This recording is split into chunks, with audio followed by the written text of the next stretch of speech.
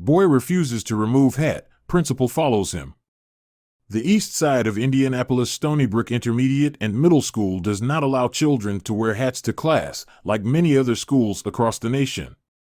As a result, Principal Smith was prepared with an answer when an 8th grader was taken to see him to explain why he had refused to take off his hat in class. Principal Smith gained notoriety because the solution was so unanticipated. The worst a child could do wasn't what they did. A student was in the principal's office for violating the no-hat rule at the school. It was, at best, a minor offense.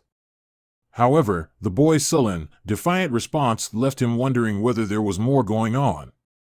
There was just one way to learn the answer. As groups of kids made their way to their next class, Principal Jason Smith took up his normal position in front of his office. Thankfully, there was a happy, upbeat vibe that day. Although Stonybrook Intermediate and Middle School in Warren Township, Indiana, appeared to be just another educational facility, Smith had fervent plans for improvement. His attitude toward the educational system may have appeared evident at first glance. But in actuality, he was up against centuries' worth of antiquated customs and traditional views on discipline. He was constantly searching for ways to make things better, whether it was how teachers or pupils were taught. A special chance would present itself that afternoon. One student's teacher had taken him to his office because he wouldn't take off his hat. The boy's scarlet cheeks and unhappy attitude didn't seem to suit the typical response, but Smith had seen plenty such fashion rebellions. He noticed that the youngster was reserved and appeared to be ashamed of something. Smith had a choice.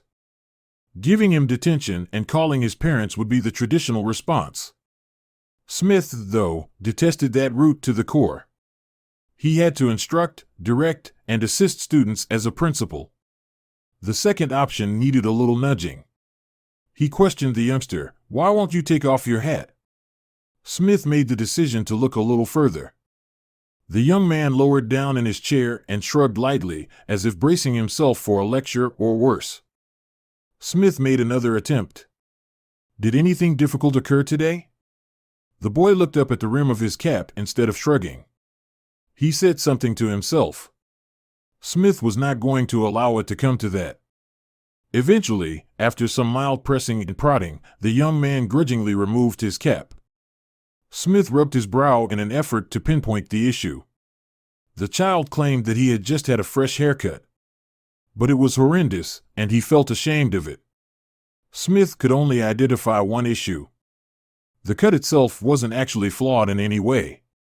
However, he was all too aware of how significant appearance was in their society. Hairstyles played a role in a person's identity. And at that age, avoiding disagreement and appearing to be accepted by peers were the most crucial things. The solution was in Smith's possession. For a young man, especially an African American young man, the barbershop is a big deal in the community. Looking good and presenting yourself is huge for kids. Principal Smith claims to understand the value of kids having self-confidence and taking pride in their appearance. Peer pressure and acceptance are important during this time. Principal Smith was therefore aware of his next step. Even if the horrible haircut looked fine, the boy just needed confidence. He needed to be able to hold up his head again. "If I can fix it, will you go back to class?" The boy perked up, a glimmer of light sparkling in his eyes. He gave an enthusiastic nod. In this situation, Smith was lucky for two reasons. Principal Smith had a solution. He pulled out his phone and proceeded to show the student photos of his son, whose hair he regularly cuts, and reassured the boy it wasn't his first time trimming hair. After a call to his parents for approval, Principal Smith quickly went to his house around the corner from the school to fetch his clippers. The result was unexpected. The trim didn't take long, but in the end, the young man was happy and eager to go back to class and learn about diameters and circumferences. However, Smith's support staff had snapped a photo of him doing the haircut and posted the story on social media. The response was alarming. Everyone was going on and on about how he had gone above and beyond for his student. But to Smith, that didn't make sense at all and was one of the root issues within education, at least in his opinion. He believed he was only doing his job. What he did wasn't an extra kindness that deserved praise. It was what he, and other educators, should be doing as part of their job. It's too easy to get mad, call the parents, and hand the problem off to someone else. It's too simple to toss someone into detention. It was far more effective to find the root cause and address that instead. The next day, he followed the young man to class. Smith peeked through the window and saw the boy sitting tall and already putting his hand up. It had worked. When local news outlets reached out about the story, he had a simple response. He really was not trying to get out of class. He just thought that he would be laughed at, so we took the time and did what we could to help him, Smith said. If only other institutions saw little acts of kindness and truly wanting to help children as part of their job, maybe things would get better. This is what we should do as adults and set examples for children. Granted, being a teacher nowadays is tough, but it's still one of the most fulfilling jobs someone can ever have. But Principal Smith didn't know what a big impact he was making. The school's resource officer, Lewis Speaks SNR, called Principal Smith an example of true leadership.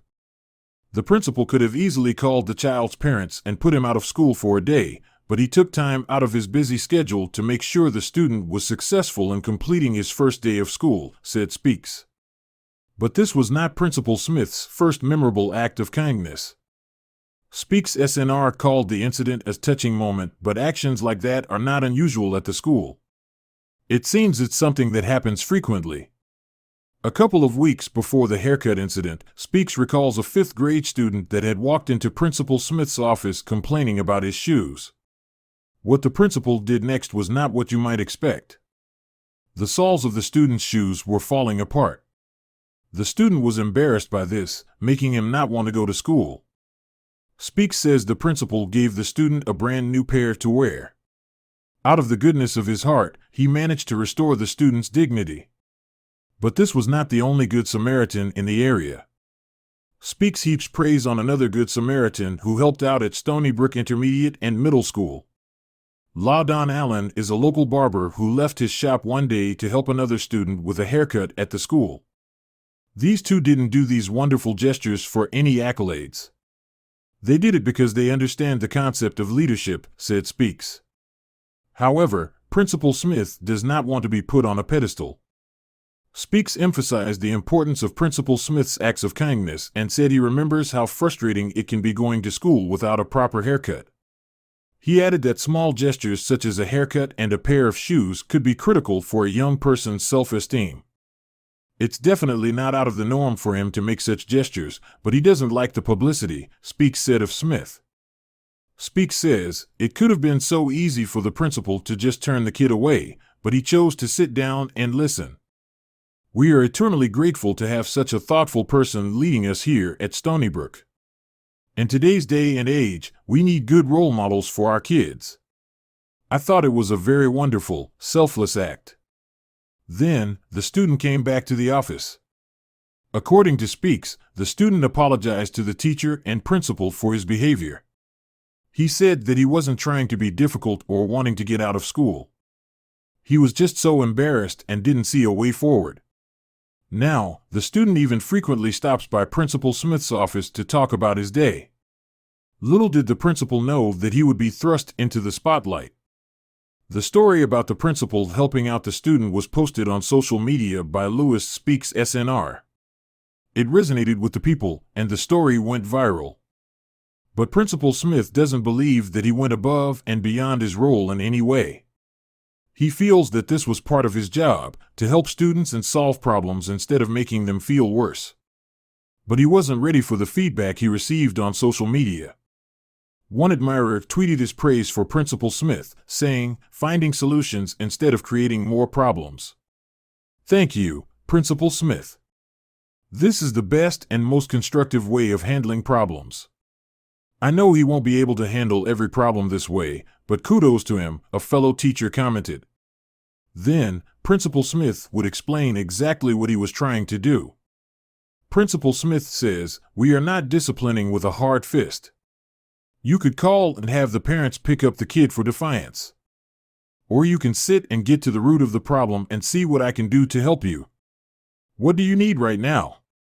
Talk to your students, be open and honest. But Smith wasn't going to leave it all just there. Principal Smith, who is studying for his doctorate in education, said he is still searching for the best ways to create the best learning environment for his students. He said that the viral haircut should be the best lesson for all educators on empathy for their students. If you see a student out of sorts, sit them down, talk, and most importantly, listen. For Smith, the offer to fix the student's hair went far beyond keeping the boy in class. It has also made strides in changing the public's perception of the area and the school. When he came in for an interview 2 years ago, Smith said people would tell him the school and the area was rough. But Principal Smith did not see it that way. I wanted to work hard because we have amazing teachers and great children to change the perception of the culture, Smith said. The kids are 100% safe here. This is just a great opportunity to shed light on the wonderful things we have here at Stonybrook. We are here to change students' minds about teachers and show them that we are there for them.